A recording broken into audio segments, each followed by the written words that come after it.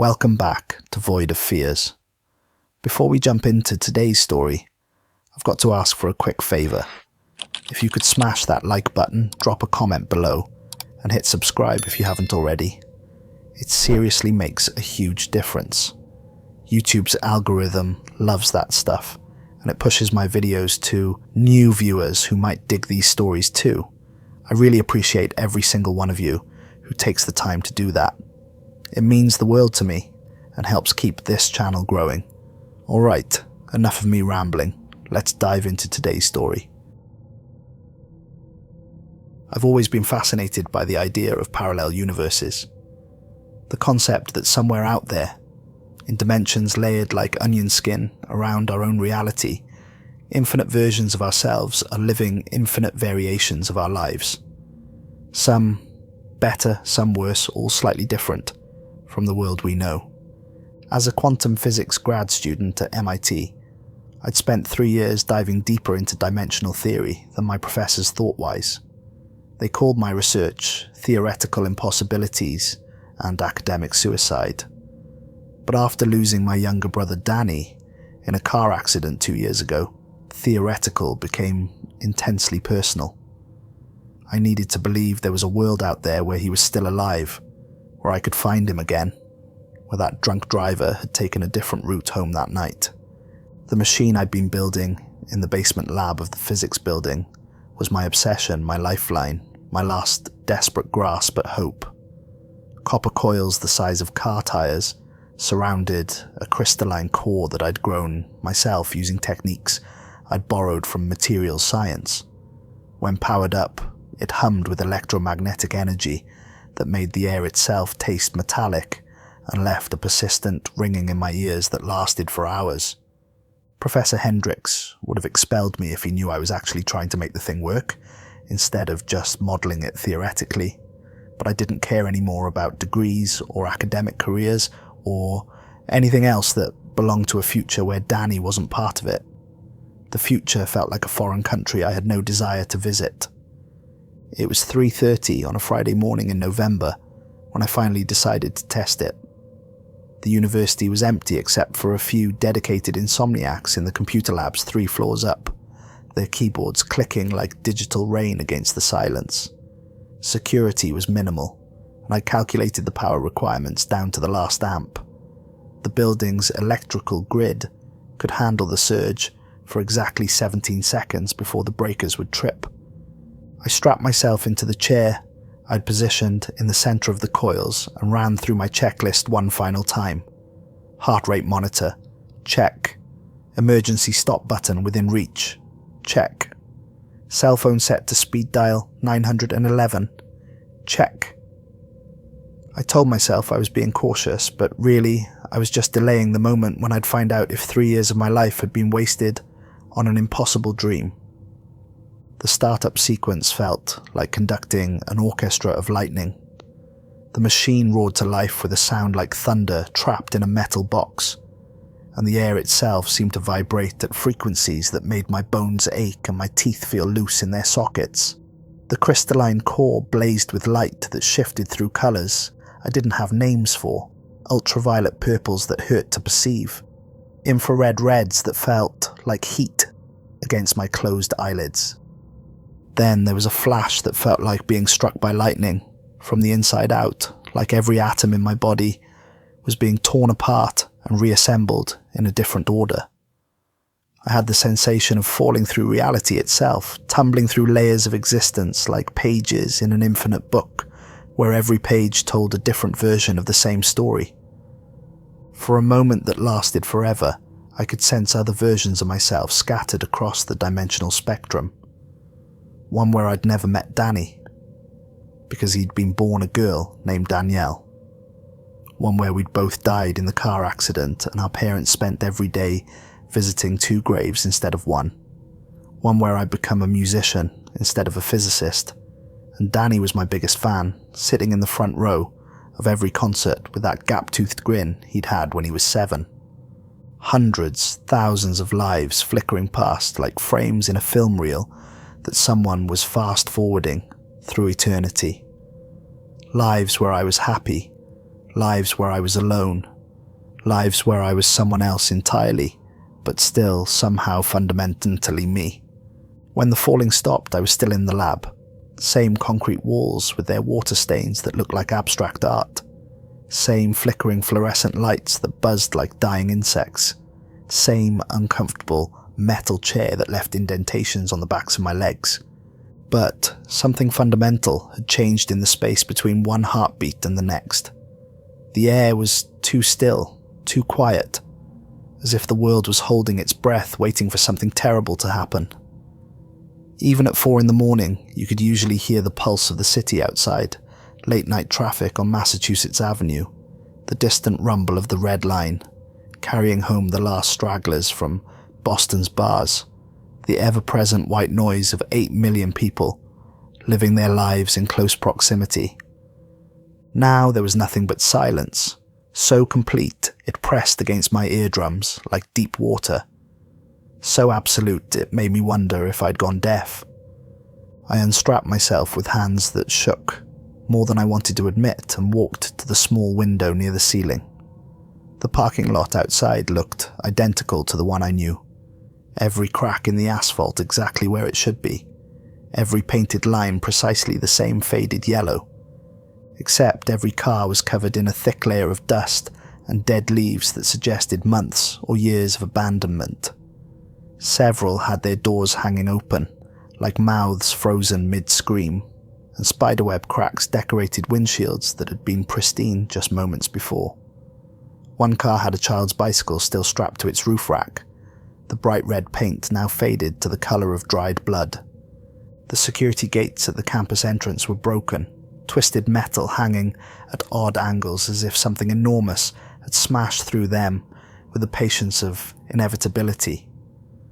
As I walked through the empty corridors of the physics building, my footsteps echoed with a hollow sound that seemed to go on forever, bouncing off walls and returning to me, changed, distorted, as if the building itself was trying to speak. Papers were scattered across the floors like confetti from a celebration no one remembered, and several office doors stood wide open with their contents spilled into the hallways. Coffee cups sat on desks with brown rings of mold floating on their surfaces.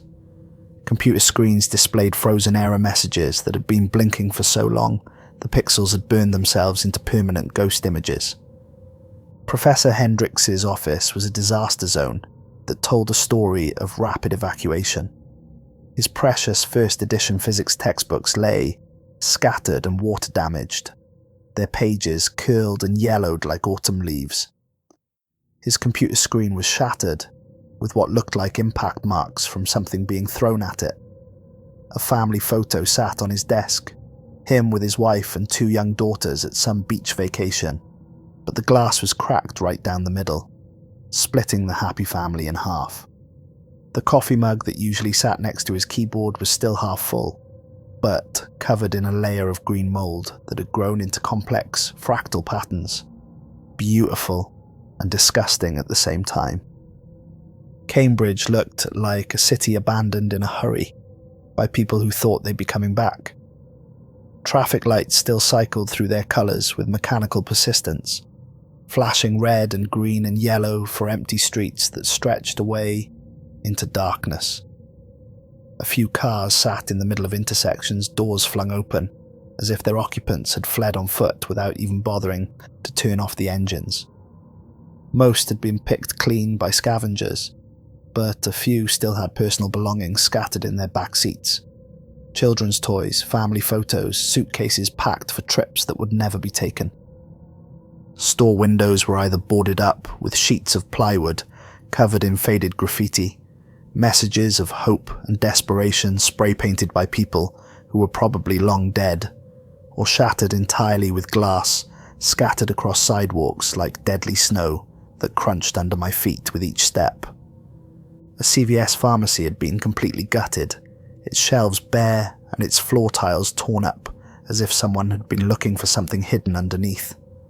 Prescription bottles were scattered everywhere, their labels bleached by sunlight and weather until the names were unreadable. But I could still make out fragments. Anxiety, depression, sleep aid. The medication of a world that had run out of time to heal itself. I found a newspaper stand near Harvard Square. Its red paint faded to the colour of rust. The lock had been broken long ago with what looked like a crowbar, and yellowed newspapers spilled onto the sidewalk like fallen leaves that no one would ever rake. The Boston Globe, dated October 15th, 2013. The headline made my stomach drop through the floor and keep falling. Final quarantine zones established. Government declares Eastern Seaboard lost. The photograph below the headline showed Manhattan from across the water, but something was wrong with the skyline. Smoke rose from dozens of buildings, and several skyscrapers looked like they'd been partially demolished. In the foreground, military boats formed a blockade in the harbour, their guns trained on the city they were supposed to protect. Below that, smaller headlines painted a picture of systematic collapse. Military withdrawal from Philadelphia complete. CDC confirms Solanum strain spreading faster than containment protocols. And most chilling of all, President authorizes strategic nuclear response to domestic biological threat. Nuclear response? They bombed their own cities. Solanum strain. I'd never heard of it, but something about the name made my skin crawl like insects were walking across my grave. It sounded clinical, scientific, like the kind of designation that would be assigned to something created in a laboratory rather than evolved in nature. I picked up another paper, this one from a week earlier. The headlines were less apocalyptic, but somehow more terrifying, because they showed the progression of hope turning to despair. Strange illness spreads through Philadelphia hospitals. Police report unusual violence in Center City. CDC investigates possible biological attack. One article caught my eye. Local man attacks family, claims they're not real anymore. The story described a suburban father who had barricaded himself in his basement and called 911 to report that his wife and children had been replaced by something that looks like them, but isn't them. When police arrived, they found the family dead, and the man catatonic, repeating over and over, "They tried to bite me. They tried to make me like them." The transition from confusion to terror to acceptance of the end of the world had taken less than a month. Civilization had been stripped away like paint in a fire, revealing something primitive and hungry underneath. I needed more information, needed to understand what had happened to this version of Earth, and why it felt so much like stepping into a nightmare that someone else had dreamed. The Boston Public Library was only a few blocks away, and if anywhere would have records of the collapse, it would be there. The main entrance was barricaded with sheets of plywood that had been painted with warnings in multiple languages. Infected inside, do not enter. Quarantine zone. Los muertos caminan. Dios nos ayude. And most ominously, painted in what looked like dried blood, the dead walk, God help us all. But I found a side door that had been forced open, its lock broken with what looked like a crowbar. The metal was bent outward, suggesting the door had been broken from the inside by someone desperate to get out rather than in. Inside, emergency lighting cast eerie shadows across the main hall, and I could hear the steady hum of a generator somewhere in the basement. Someone had been maintaining the power, which meant someone might still be alive in here. The thought should have been comforting, but in this dead world, the living might be more dangerous than anything else. The card catalogues had been ransacked, drawers pulled out, and index cards scattered across the floor, like ticker tape from a parade celebrating the end of literacy. But the computer terminals were still functional, their screens glowing blue in the dim light like electronic campfires in a digital wilderness. I sat down at one and began to search, my fingers trembling slightly as I typed. What I found in the digital archives changed everything I thought I knew about reality and left me questioning whether I was the person I remembered being. The outbreak had started in Philadelphia in June 2013. First reports described people attacking others with unusual aggression and complete loss of higher brain function. The victims showed signs of rabies-like symptoms, but progressed far more rapidly than any known disease. Within hours, the attackers had multiplied exponentially, and the infection spread person to person in 10 seconds flat. One bite, one scratch, and you were gone forever. But what terrified me most was what I didn't find. I searched through the entertainment archives, the movie databases, the fiction sections. There were no zombie movies, no Dawn of the Dead, no Night of the Living Dead, no Resident Evil. George Romero had never made his groundbreaking films. Max Brooks had never written World War Z, the novel. The concept of reanimated corpses attacking the living simply didn't exist in popular culture here. Instead, I found documentaries, training videos, military briefings, all dated before the outbreak began, as if someone had known exactly what was coming and had tried to prepare for it. One file made my hands shake as I opened it. World War Z Preparedness Training Film, commissioned by Department of Homeland Security, March 2013. The movie I knew as a Brad Pitt action flick was real here. A documentary. A warning film created by people who somehow knew what was coming and had tried to prepare for the unthinkable. But preparation, it seemed, hadn't been enough when faced with an enemy that moved like water and thought like a hive mind. I dove deeper into the military files, accessing databases that should have required security clearance I didn't have. The system seemed to have given up on access controls when civilization collapsed, leaving everything open like a museum of humanity's final chapter. Israel had built their wall, just like in the movie, but it had fallen when infected infiltrators got inside through refugee camps. The footage was grainy and water-damaged, but I could see crowds of people climbing over each other like ants, moving with inhuman coordination towards the sound of helicopters. The cameras kept rolling even as the operators were overrun, showing flashes of teeth and fingernails and eyes that reflected light like an animal's. The Battle of Yonkers had been broadcast live on CNN as the military was systematically overrun by waves of infected that moved like a living tsunami. I watched shaky cell phone footage of soldiers firing into crowds that just kept coming, never slowing, never stopping, never showing fear or pain, until the ammunition ran out and the screaming began. One video showed a soldier being pulled down by what looked like a young girl, maybe 8 years old, her Sunday dress torn and stained with substances I didn't want to identify. The soldier's final words, picked up by his helmet microphone, were, "She's just a kid, she's just a..." and then nothing but static. North Korea's solution hadn't just been pulling teeth. They'd executed anyone with dental work, convinced that metal fillings somehow attracted the virus. The policy had been implemented by shooting anyone who opened their mouth to speak. Entire cities had been silenced in a matter of days, their streets filled with bodies that would never rise again because there was no one left alive to infect them. Russia had nuked its own cities rather than let the infection spread beyond the Urals. The footage showed mushroom clouds rising over Moscow, St. Petersburg, Volgograd. Millions of people vaporized in nuclear fire because it was considered more merciful than the alternative. China had built a wall of burning oil around Beijing that had held for 6 months before the fuel ran out. When the flames died, so did the city.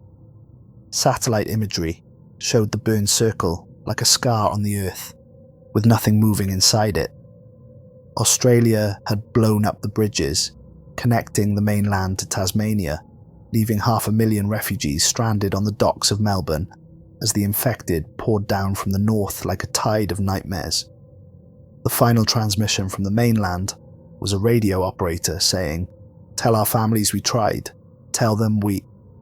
and then screaming that went on for 17 minutes before the signal went dead. But it was the American response that chilled me to the bone. The file was labelled Domestic Pacification Protocols, and contained orders that violated every principle of human rights ever written. Infected family members were to be terminated immediately, regardless of age. Refugee camps were to be established in remote areas and supplied with just enough resources to keep the population alive until the situation resolved itself. Children showing any signs of trauma-induced behavioral changes were to be isolated and monitored for potential infection vectors. One memo, signed by someone whose name had been blacked out, contained the line, "If we're going to preserve civilization, we need to be willing to abandon humanity." The final entry in the file was a presidential order dated October 30th, 2013. By executive authority, all remaining population centers east of the Mississippi River are to be considered lost. Strategic nuclear assets are authorized for deployment against any concentration of infected exceeding 10,000 individuals. May God forgive us for what we're about to do, because history never will. "You shouldn't be here." I spun around to find a woman pointing a pistol at me, with the steady grip of someone who'd had plenty of practice killing and had made peace with it long ago. She was maybe 40, with greying hair pulled back in a severe ponytail, and the lean, hard look of someone who'd been surviving on rations and adrenaline for years.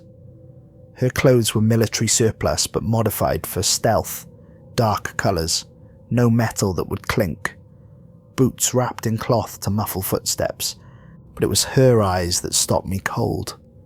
They held the kind of exhaustion that comes from seeing too much death and the kind of hardness that comes from learning that mercy is a luxury the world can no longer afford.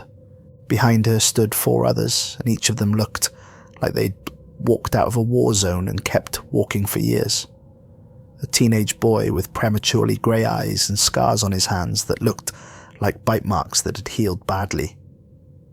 An older man in a torn police uniform that had been patched and repatched so many times it was more thread than fabric. A woman in scrubs that had once been white but were now stained with substances I didn't want to identify. And a middle-aged Hispanic woman clutching a crowbar that had been sharpened to a point and wrapped with grip tape. "Easy," I said, raising my hands. "I'm not infected." "No kidding," the woman with the gun replied. "Infected don't use computers. They don't read. They don't think. They don't do anything but hunt and feed and make more of themselves. I'm Dr. Emily Watson, formerly of the CDC, currently of nowhere in particular. These are my people. We've been living in this library for 3 years, and you just compromised our security by using those terminals without proper light discipline." Light discipline? The glow from the screens can be seen from outside. The infected are drawn to movement, sound, light, anything that suggests life. You might as well have fired a flare gun. Her finger tightened on the trigger, which makes me wonder if you're really as ignorant as you're pretending to be. "I'm sorry, I didn't know anyone was here. I'm Alex Carson, I'm from..." "Carson?" The man in the police uniform stepped forward, and I could see his name tag read David Wright, in faded letters. His eyes held the kind of hatred that could burn down cities and salt the earth afterward. "Show me your face, turn toward the light." Something in his tone made me obey. Some primal instinct that recognized the voice of a predator. As the emergency lighting hit my features, I heard the teenage boy gasp. "Jesus Christ, that's him! That's actually him!" Dr. Watson's grip tightened on her weapon, and I could see her finger move to the trigger. Her voice was steady, professional, but underneath it I could hear something that might have been relief, or might have been rage. "Alex Carson, Army Specialist, Biological Weapons Division, Fort Detrick, Maryland. You son of a bitch, we've been hunting you for 4 years." "I think you have me confused with someone else," I said, but even as the words left my mouth, I could see they didn't believe me. The certainty in their eyes was absolute. Emily reached into her jacket with her free hand and pulled out a folded piece of paper that looked like it had been handled so many times, the creases had worn thin. She unfolded it slowly, never taking the gun off me. It was a wanted poster, military issue, with my photograph staring back at me. Not similar to me, not someone who looked like me. It was definitely me, down to the small scar on my chin, from a childhood accident when I'd fallen off my bike, and the slightly crooked front tooth I'd always been self-conscious about. Even the expression was one I recognized. It was the same face I made when I was concentrating on a difficult problem. Wanted, dead or alive. Alex Carson, age 22 at time of desertion, suspected of stealing classified biological research last seen, fleeing Fort Detrick facility, with laboratory samples armed and extremely dangerous reward, 500 ration packs or equivalent ammunition. The photograph was me, but I'd never been in the military. I'd never been to Fort Detrick. I'd never even been to Maryland. I'd spent my entire adult life in academic institutions, surrounded by books and theories and the comfortable certainty of scientific method. "This isn't me," I said desperately. "I mean, it looks like me, but I'm from somewhere else, another dimension. I built a machine." "Shut up." David Wright stepped closer, and I could smell the hate coming off him like smoke from a fire that had been burning for years. "You think we're idiots? You think we don't know who you are? Tommy here lost his entire family because of the virus you helped create." The teenager's eyes were filled with a rage that made me want to run. But there was nowhere to go in the confined space. His voice cracked when he spoke, the way voices do when they're carrying more pain than they were designed to hold. My mom, my dad, my little sister Emma. She was only 7 years old, and she still believed in Santa Claus and the Tooth Fairy. They turned into those things because of what you did, and then you just disappeared when it all went to hell. "I didn't do anything," I protested, but Rebecca, the woman in scrubs, was already pulling out zip-tie restraints. "Save it for the tribunal," Emily said. "David, secure him. We'll hold him here until we can contact the other settlements. Everyone's going to want a piece of this bastard." The tribunal. They weren't just going to kill me, they were going to put me on trial for crimes I'd never committed, in front of people who had lost everything and needed someone to blame, and from the look in their eyes, they'd already decided on the verdict. I saw my chance when David holstered his sidearm to help with the restraints. I'd been a track runner in college, and 3 years of survival rations had left them all a little slower than they might have been in the old world. I bolted for the staircase leading to the upper levels of the library. "Stop him!" Emily shouted, but I was already taking the stairs 3 at a time, my heart pounding so hard I could feel it in my throat. The library's upper floors were a maze of stacks and reading rooms that I knew well from my undergraduate years. I'd spent countless hours here researching papers and studying for exams, hiding in quiet corners where I could think without interruption. Now I was hiding for my life. I remembered the old pneumatic tube system that had once connected different sections for moving books and documents. Most of the tubes were too small for a person, but a few of the main distribution lines were large enough to crawl through if you didn't mind being uncomfortable. I found an access panel behind the reference desk and squeezed inside, just as I heard boots pounding up the staircase. The metal tube was cold and cramped, and spider webs brushed against my face as I crawled through the darkness. But it led to the building's original loading dock, and from there, I could get back to the streets. Cambridge at night was a different kind of terrifying than it had been during the day. Shadows moved in ways that didn't match the wind, and every few minutes I'd hear a sound like fingernails scraping against concrete. The infected, I realized. They were still out there, dormant in the cold New England air, but not gone. Never gone. As I walked through the empty streets, I began to notice things I'd missed during the day. Scratch marks on walls at shoulder height, as if someone had been dragged past while trying to claw their way to safety. Dark stains on the sidewalks that might have been blood, or might have been something worse. Windows that had been boarded up from the inside, with messages scratched into the wood. "Help us. They're in the walls. Don't let them in." I needed to get back to MIT, back to the machine. Maybe I could fix it, find a way to return to my own reality before the survivors caught up with me. But as I made my way through the empty streets, I kept thinking about that wanted poster. How could someone who looked exactly like me have been involved in causing this apocalypse? And if there was another version of me in this world, where was he now? I found temporary shelter in an abandoned apartment building near Central Square.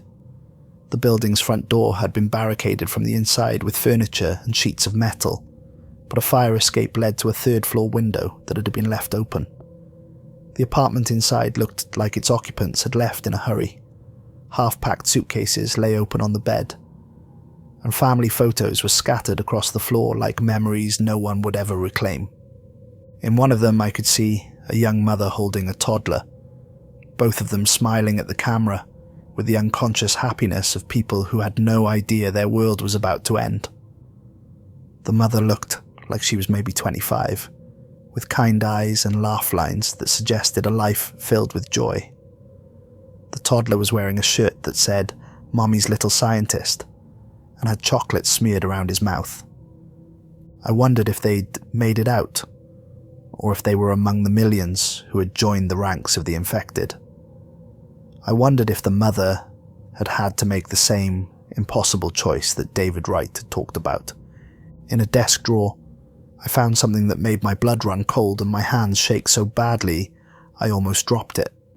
A journal, leather-bound and filled with handwriting that looked exactly like mine. Not similar, not close, identical, down to the way I dotted my I's and crossed my T's, down to the little flourish I added to the letter G when I was writing quickly. Day 1 of outbreak. The virus was supposed to be contained. We thought we could control it, use it as a weapon against enemy combatants only. Dr. Martinez assured us the infection vector was limited to direct fluid contact and that the incubation period was at least 48 hours. We were wrong about everything. God help us, we were so wrong. Day 3. Philadelphia has fallen. The infection spreads faster than we calculated. 10 seconds from bite to turn, and the infected show no signs of pain or fatigue.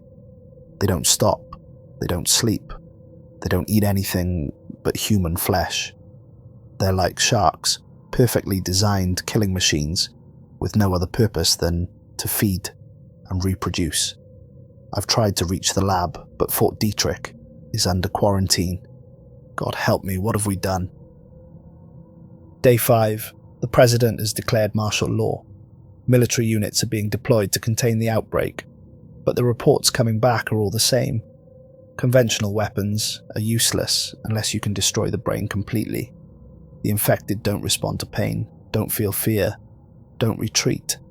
They keep coming until you kill them or they kill you.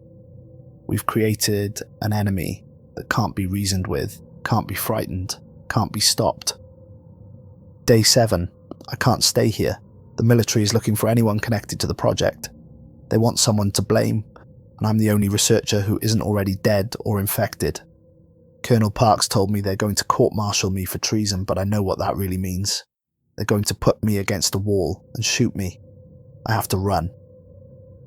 The handwriting became more erratic as the entries continued, as if written in haste or fear or both. Day 10 found temporary shelter in an abandoned house in Quincy. Radio reports say Boston is lost, New York is lost, the infection has jumped to Europe somehow, London is burning, Paris has gone silent, Berlin is under siege. How did it spread so fast? We calculated the infection rate, we modelled the spread patterns. We thought we had months to develop countermeasures. We thought we were smarter than nature. Day 12 saw them today. A group of infected moving through the neighborhood like a pack of wolves. They hunt in groups, coordinating their movements without speaking. But they're not animals. They're something else. Something that was human, but isn't anymore. The way they move, the way they communicate without words. It's like they're connected somehow. Like they share a consciousness. Day 13. I understand now why the virus spread so fast. It's not just biological, it's behavioral. The infected don't just bite to feed, they bite to convert. Every person they turn becomes part of the hive, part of the network. We didn't just create a virus, we created a new form of consciousness, and it's infinitely more efficient at survival than we are. The final entry was dated just 2 weeks after the outbreak began. Day 14. I've decided to try the dimensional machine. The prototype I've been working on in secret, the one the Department of Defense doesn't know about. I built it using the same principles we used for the virus. The idea that consciousness can be transmitted and replicated across different mediums. If I can't fix what I've done in this world, maybe I can find a world where none of this happened, where I never joined the biological weapons program, where Danny is still alive and I never made the choices that led to this hell. If you're reading this and I'm gone, know that I'm sorry. Sorry for all of it. Sorry for every life lost because of what we created. Sorry for being a coward who ran when I should have stayed to help find a cure. But mostly sorry for thinking we could play God and control forces we didn't understand. My hands were shaking as I closed the journal. This world's version of me had been involved in creating the virus, just like the survivors had said. And he built a dimensional machine too, for the same reason I had, to find a world where his brother was still alive. But there was something else, something that made the room spin around me like a carnival ride that had broken free of its moorings. If this world's Alex had used the machine to escape to another dimension, and I had used my machine to come here, were we the same person? Was I him, carrying the memories of an innocent life while the guilty version had somehow swapped places with me? Or worse, was I the guilty one, and these memories of being an innocent graduate student were just false constructs my mind had created to protect me from the truth of what I'd done? The sound of radio chatter from the street below interrupted my spiraling thoughts. Rebecca's voice crackled through the static. All units, this is base station. The deserter is believed to be heading toward the university. All available personnel converge on MIT campus. Use lethal force if necessary. We can't let him escape again. Copy that, base station, David Wright's voice. We've got eyes on several possible routes. Tommy and Maria are covering the river access. I'm moving to intercept at the main campus entrance. Remember, Emily Watson's voice cut in, we need him alive if possible. The other settlements want their chance at justice, but if he resists... Understood. Right out. I had to move. The MIT campus was only a few miles away, but getting there without being seen would be nearly impossible, with every survivor group in the area looking for me. I gathered what supplies I could find. A flashlight, some canned food, a knife from the kitchen that I hoped I wouldn't have to use, and made my way back to the fire escape. The streets were more dangerous at night. I could hear them moving in the distance, the infected, their feet shuffling across asphalt with the mindless persistence of the damned. Sometimes I'd catch a glimpse of movement in an alley or behind a broken window, and I'd have to duck into a doorway and wait for the sounds to pass. They moved differently than I'd expected. Not the shambling zombies from movies, but with purpose and coordination. I watched one group from a hiding spot behind an overturned car, and they moved like a search pattern, methodically checking every building, every shadow, every possible hiding place. They were hunting, and they were good at it.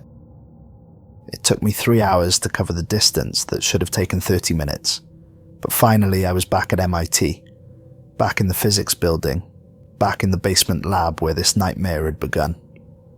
The irony wasn't lost on me.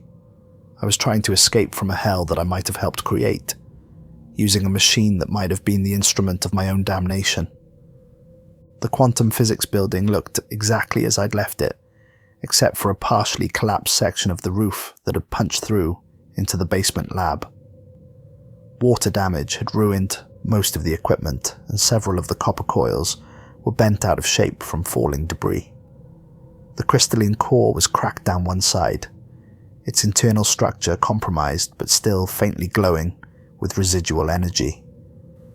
But it was still there. Still my only hope of getting out of this nightmare, if hope was even the right word anymore. I worked frantically to repair what I could. The building's power grid was still functional, but barely. According to the emergency logs I found, rolling blackouts had been affecting the area for months, as the automated system slowly failed, without human maintenance. I had maybe an hour before the next blackout hit, and after that, who knew when the power would come back on? The repairs were more extensive than I'd hoped. Several coils needed to be rewound, the crystalline matrix had to be recalibrated, and the power regulation system had been damaged by moisture. I worked by the light of my flashlight, my hands cramping from the delicate work, sweat dripping onto the equipment despite the cold basement air. As I worked, I found myself thinking about the journal entries. The other Alex had written about consciousness being transmittable, replicable. What if the dimensional machine didn't just move people between realities? What if it moved consciousness itself, copying it from one version to another? What if I wasn't the original Alex at all, but just a copy of his memories, implanted into this reality's version? What if the real Alex, the innocent one, was still back in my original dimension, wondering why his machine had failed to work? As I worked, I could hear voices outside getting closer. The survivors had found me. "Alex Carson," David Wright's voice boomed through a megaphone. "We know you're in there. Come out and face what you've done. Face the families you destroyed." "We're not going to hurt you," Emily Watson's voice joined his, but there was no compassion in her tone, only the cold professionalism of someone who had learned to see justice and revenge as the same thing. "We just want answers. We just want you to explain why you did it." But I could hear the lie in her words. They didn't want explanations. They wanted blood. And after 4 years of surviving in hell, they had earned the right to take it. I needed more time. The machine required a massive electrical surge to activate, and I hadn't been able to fully repair the coils. Even if I could get it running, there was no guarantee it would work properly, or send me back to the right reality. For all I knew, it would just dump me in another version of this nightmare world. Or worse, rip my consciousness apart and scatter the pieces across infinite dimensions. Footsteps in the hallway above. They'd found a way into the building. "Tommy, Rebecca, take the back stairs," Emily's voice closer now. "David, you're with me. Maria, watch the exits. If he tries to run again, don't let him get away." "What if he's armed?" Tommy's young voice was tight with fear and rage. "Then we put him down," David replied without hesitation. "He's had 4 years to surrender. He chose to run instead." The machine hummed to life for a moment as I connected the final repair, then died with a shower of sparks that lit up the basement like fireworks. The crystalline core flickered weakly, but the dimensional matrix wouldn't hold stable long enough to complete a transfer. More voices joining the chorus outside. Rebecca over the radio. "Additional survivor groups have arrived from Lexington and Newton. We have the building surrounded. Estimated 40 personnel, all armed." "Good," Emily's voice crackled back. "Make sure everyone knows we take him alive if possible, but don't take any unnecessary risks. This bastard has been running for 4 years. He's had plenty of practice staying one step ahead of justice." But there was something else too. A sound I'd been dreading since I'd arrived in this world. The shuffling, scraping noise of feet that no longer cared about stealth or self-preservation.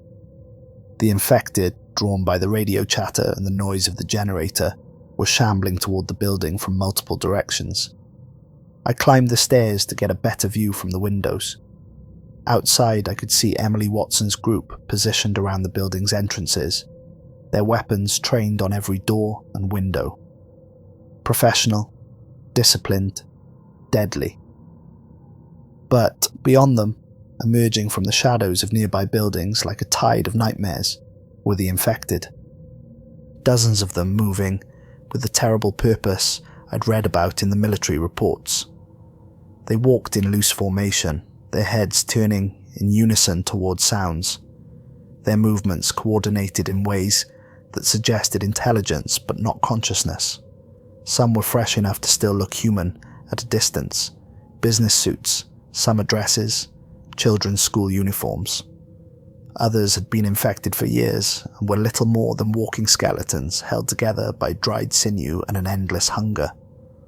One of them had been a young woman, maybe college-aged, wearing what had once been a wedding dress.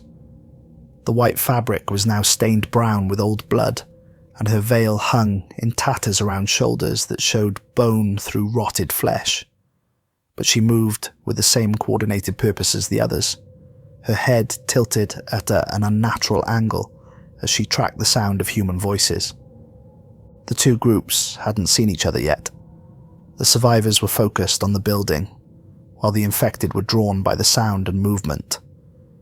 In a few minutes, both sides would converge on my location, and I'd be caught in the middle of a three-way battle for survival.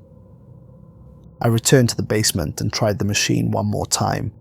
The coils sparked and the core flickered with a pale light, but the dimensional matrix collapsed after only a few seconds. Instead of transporting me to another reality, it would probably just kill me, and maybe that would be a mercy.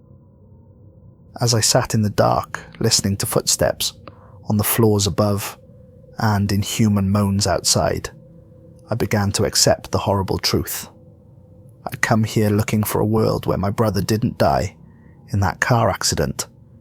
Instead, I'd found a world where I'd killed everyone's brother, everyone's family, everyone's future.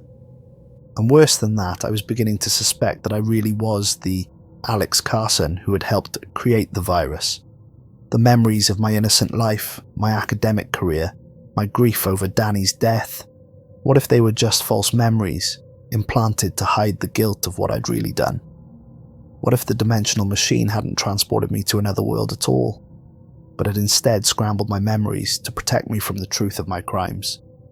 The journal had mentioned that consciousness could be transmitted and replicated.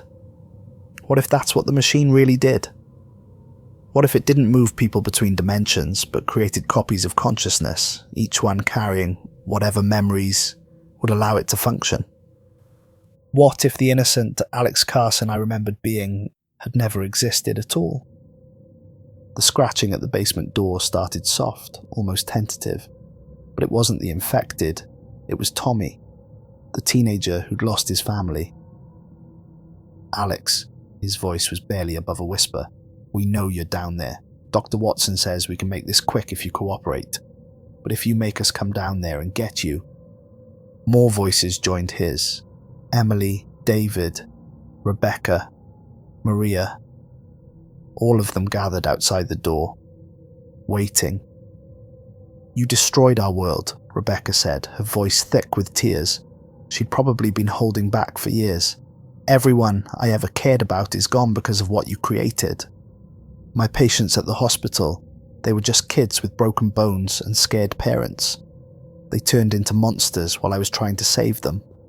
I watched a 6-year-old girl bite through her mother's throat while I was setting her fractured arm.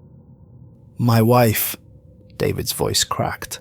"My 2 little girls, Sarah and Michelle. Sarah was 8, Michelle was 5. They loved Disney movies and ice cream and bedtime stories. I had to put them down myself when they got infected. Do you understand that? I had to kill my own children because of your virus. I held them while they died, and they didn't even recognize me at the end. They just saw food." Maria spoke for the first time, her voice heavy with an accent that spoke of loss in 2 languages. "My students.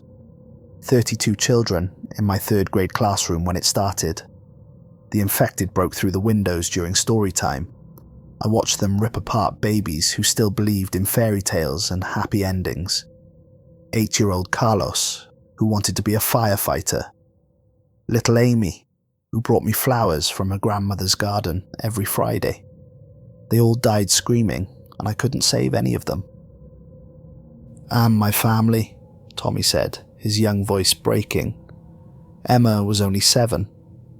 She had this stuffed rabbit named Mr. Hopscotch that she carried everywhere. When she turned, She still had it clutched in her hands when she tried to bite me.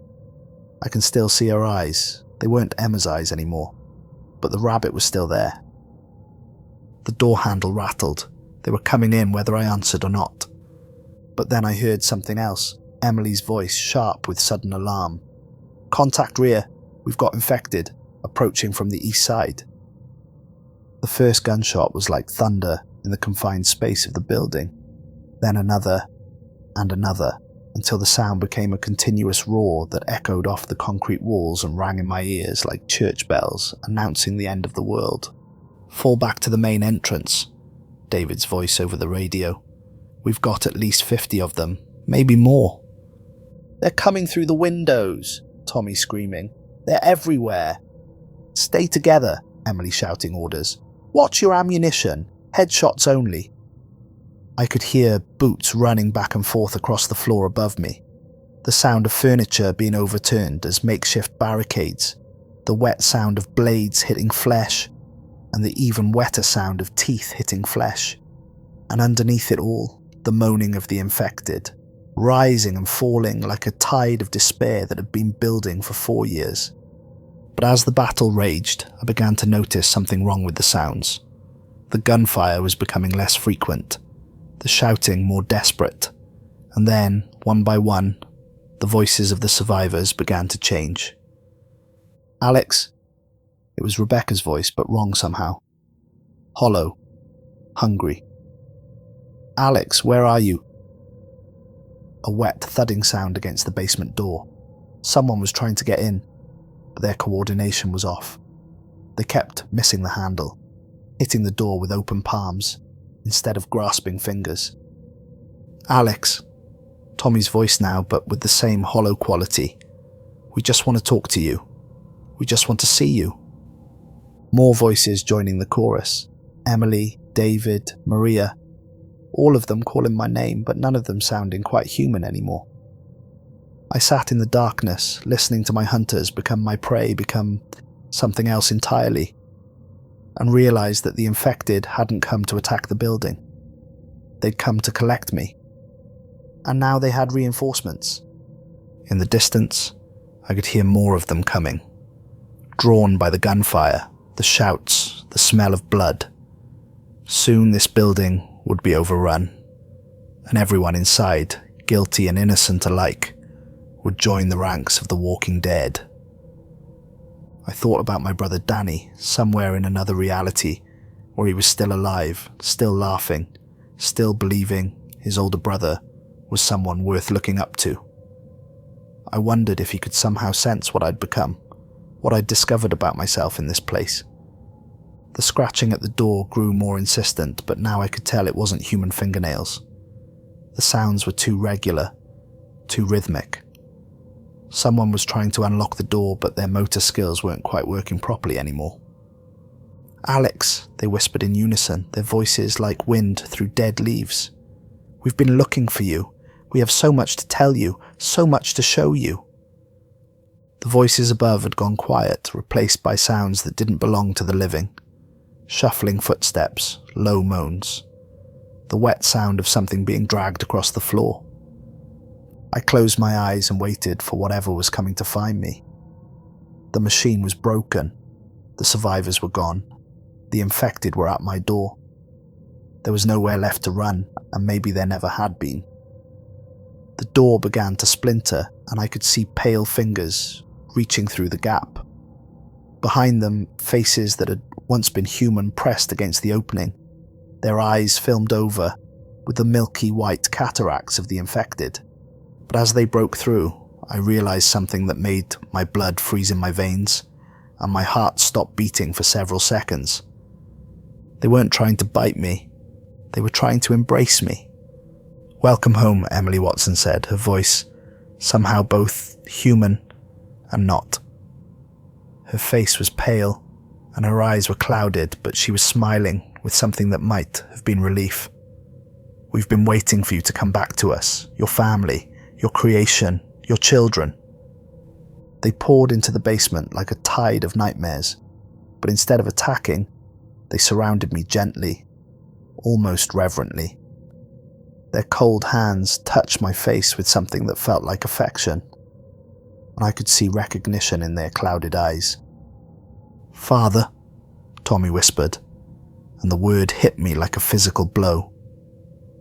"You made us. You gave us this gift." "We remember," Rebecca said, her head tilted at an unnatural angle.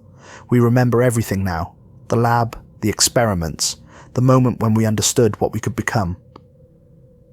And then, as their cold hands touched my skin, I felt something change inside my mind.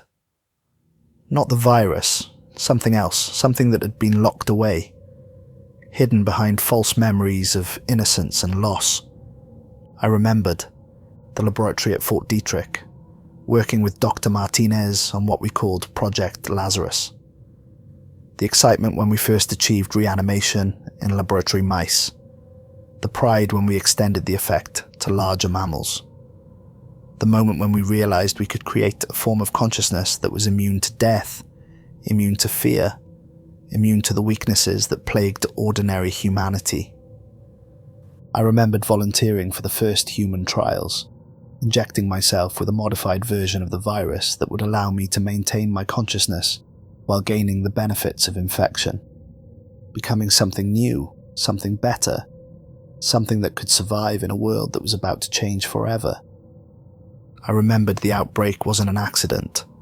It was the plan. We were going to transform humanity into something that could survive the coming climate change, the resource wars, the inevitable collapse of civilization. We were going to save the species by changing it into something that couldn't die. But something had gone wrong. The consciousness transfer hadn't worked properly. Instead of maintaining my enhanced awareness, my mind had fractured, creating false memories of an innocent life to protect me from the trauma of what I'd become. The dimensional machine hadn't brought me to another world. It had simply restored my original memories, the ones that had been suppressed by psychological trauma and guilt. I wasn't Alex Carson, the innocent graduate student. I was Alex Carson, the architect of humanity's transformation. And these weren't my victims. They were my children, my legacy, my gift to a world that had been too weak to survive on its own. "Do you remember now?" Emily asked, her clouded eyes somehow more alive than they'd been when she was fully human. "Do you remember why we did this?" I did remember. I remembered everything. The conferences where we discussed the coming collapse. The projections showing that traditional humanity would be extinct within 50 years. The moment when we'd realized that evolution needed help, needed direction, needed someone brave enough to guide it. "We're not monsters," Rebecca said, her voice filled with something that might have been joy. "We're the future. We're what humanity needs to become to survive." "And you're our creator," Tommy added. "Our father. Our God." They weren't wrong. I'd created them. I'd given them the gift of existence beyond death, beyond pain, beyond the fears and weaknesses that had made the old humanity so fragile. I'd transformed the species into something that could survive anything. The bite, when it came, felt like coming home. Not Tommy or Emily or any of the others. They were already my children. It was from one of the newly arrived infected. Someone I didn't recognize. A businessman in a torn suit whose name tag read, Michael Sullivan, financial advisor. But as his teeth pierced my skin, I didn't feel the terror or pain I'd expected. Instead, I felt connection. Suddenly, I could sense every infected mind in the city, in the state, across the continent. Millions of consciousnesses linked together in a vast network of shared purpose and perfect understanding. No more loneliness, no more isolation, no more fear of death or pain or loss. Just unity, purpose, and the absolute certainty that we were the future of life on Earth. As the virus spread through my bloodstream, as my human consciousness began to fade and merge with something larger and more perfect, I had one last moment of clarity. In another dimension, another Alex Carson was probably still trying to find his brother Danny, still believing that somewhere out there was a world where everything was perfect. I hoped he never found it, because I had found something better. I had found purpose, I had found family, I had found immortality. The old Alex Carson, the one who grieved for his brother and built machines to escape reality, was dying. In his place, something new was being born. Something that would never know loss or loneliness, or the terrible burden of individual consciousness. As my vision clouded over and my heart stopped beating, I felt myself becoming part of something infinite. Part of a consciousness that spanned continents and would soon span worlds. We were the future, and the future was beautiful. In the basement of the MIT physics building, where it had all begun, the circle finally closed.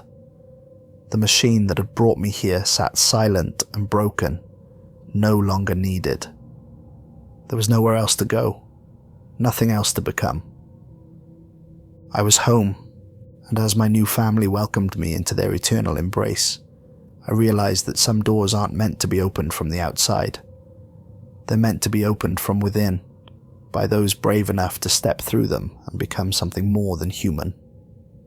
The scratching at the door had stopped. There was no more door to scratch, and no more reason to keep anything out. We were all on the same side now, all of us except the living, and there were so few of those left that they hardly mattered anymore. Soon there would be none at all, and that would be perfect.